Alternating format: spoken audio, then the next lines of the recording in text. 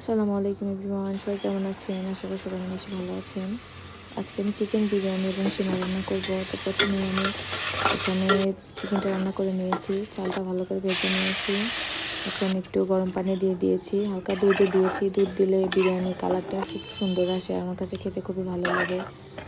এখানে বিরিয়ানি মশলা একটু রেখে দিয়েছিলাম লাস্টে দেওয়ার জন্য।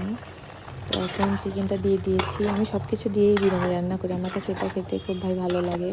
সবার কাছে কেমন লাগে জানি না, আমার কাছে খুব ভালো লাগে। তো এখন আমি দমে দিয়ে দিয়েছি, সেমাইটা রান্না করে নিব। সেই জন্য এখানে দুধ বসিয়ে দিয়েছি, চুলাটা জ্বালিয়ে দিলাম। তো এখন দুটো গরম মশলা দিয়ে দিয়েছি।